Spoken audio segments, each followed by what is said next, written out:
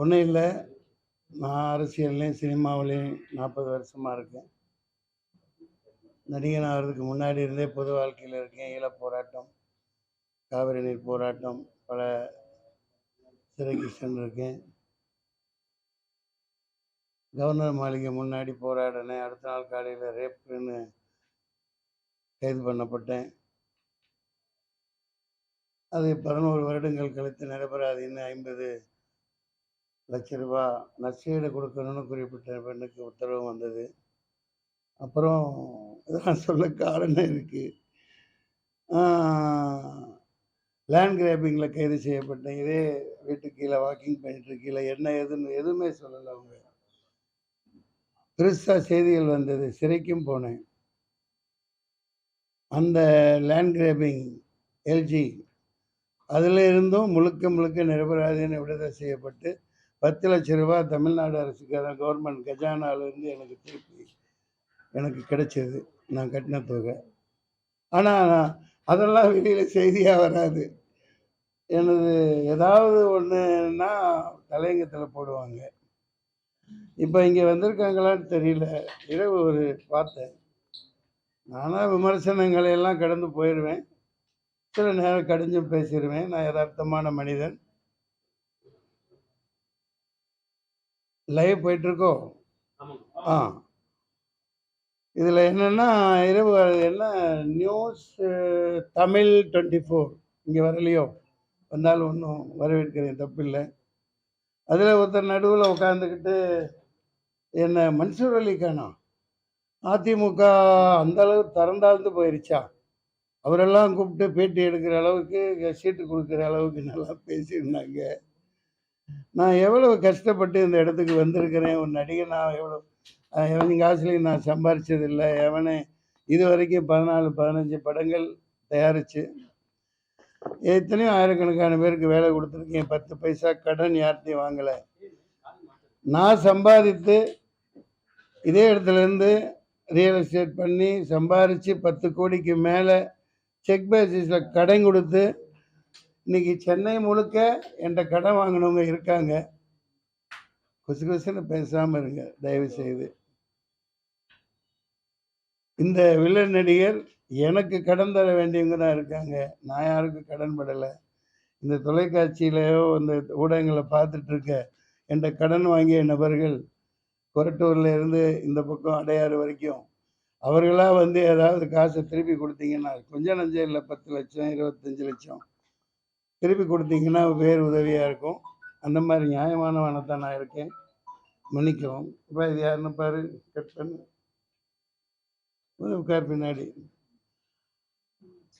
அதிமுகங்கிறது ஒரு சாதாரண இயக்கம் அல்ல. அது எம்ஜிஆரால் ஆரம்பிக்கப்பட்டு அது இந்த மண்ணோடு பிணைந்த ஒரு மாபெரும் இயக்கம். அதில் எனக்கு ஒரு உறுப்பினர் சீட்டு கொடுத்து போட்டி போட வைக்கிறாங்கன்னு அவர்களால் அதை பொறுத்துக்க முடியல.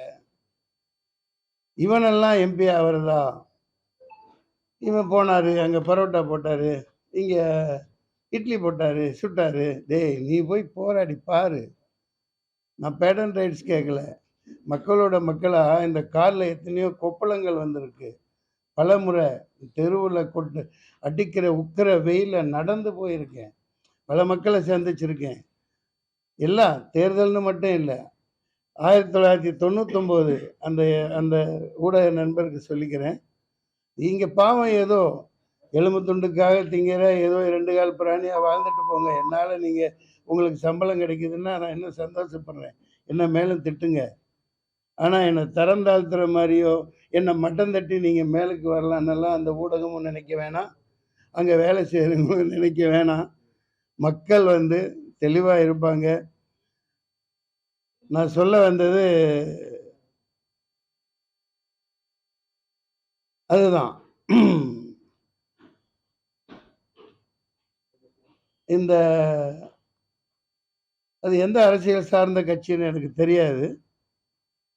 அவ்வளவு கேவலமாக என்ன, நீவெல்லாம் மனுஷனா, இவனுக்கெல்லாம் சீட்டு கொடுக்கலாமா, போயும் இவர் ஒரு ஆள் தான் கிடைச்சதா உனக்கு? நீ அதிமுகனா அவரோட எடப்பாடி பழனிசாமி அவர் கால் தூசிக்கு கூட நீ ஈடு இல்லை. அதனால புரிஞ்சுக்க. உழைச்சி முன்னேறி வந்தவங்க. யாராக இருக்கட்டும், இங்கே திமுக இருக்கட்டும், அதிமுக இருக்கட்டும், நாங்கள் பங்காளி சண்டை நாங்கள் பார்த்துக்கிறோம். புரியுதுங்களா? இப்போ இதுலேருந்து என்ன தெரியுதுன்னா, அது யார் நடத்துகிறான்னு தெரியல, தொடர்பு கொள்ள முடியல. பாஜக சார்ந்த ஒரு ஊடகம்னு நினைக்கிறேன். இருந்துட்டு போங்க. இந்த மண்ணுக்கு சம்பந்தமில்லாத ஒரு இயக்கத்தை இங்கே வேறு ஒன்றை நாங்கள் விடமாட்டோம். நீ எங்கேருந்து வந்த, உன் பாரம்பரியம் என்ன, இன்னைக்கு சிஏஏன்னு போட்டு குடியுரிமை சட்டம்னு போட்டுட்ருக்கீங்களே, உங்கள் குடியுரிமை என்ன, நீங்கள் எங்கேருந்து வந்தீங்க? என் பாட்டை 800 வருஷம் இந்த நாட்டை ஆண்டிருக்கான். இந்த நாட்டு பூர்வ குடிகள் நாங்கள், இஸ்லாமியர்னு சொல்லலை, தாழ்த்தப்பட்டவர்கள், தலித்துகள், இப்படி எத்தனை மக்கள் அதாவது இந்த இடையிலே ஒரு தொலைக்காட்சியில் பார்க்குறேன், சத்தியம்னு நினைக்கிறேன், விளம்பரம் அதிகமாக அதில் தான் இப்போ பிரதமர் மோடி அவர்களது வருது. மேரா பாரத் மேரா பரிவார், அதாவது ஒரு வெறியோட ஒரு பிரதமர் பேசுகிறார். அதன் பொருள் என் பாரதம் என் குடும்பம். நாங்களும் சொல்கிறேன், அதே தொலைக்காட்சியில் நீங்கள் ஒளிபரப்புவீங்க. ஹமாரா பாரத் हमारा भारत हमारा परिवार, हिंदू मुस्लिम सिख ईसाई सब के शान, इंडिया है महान, इंडिया महान, हमारा भारत सबका Bharat, each for all for each, we the people of India. அதுதான் இந்துஸ்தான். பாதகம் செய்பவரை கண்டால் நாம் பயங்கொள்ளலாகாது பாப்பா, மோதி மிதித்து விடு பாப்பா, அவர் முகத்தில் உமிழ்ந்து விடு பாப்பா. அண்மை செய்திகளை உடனுக்குடன் தெரிந்து கொள்ள இணைந்திருங்கள் இயம்நாடு தொலைக்காட்சியுடன்.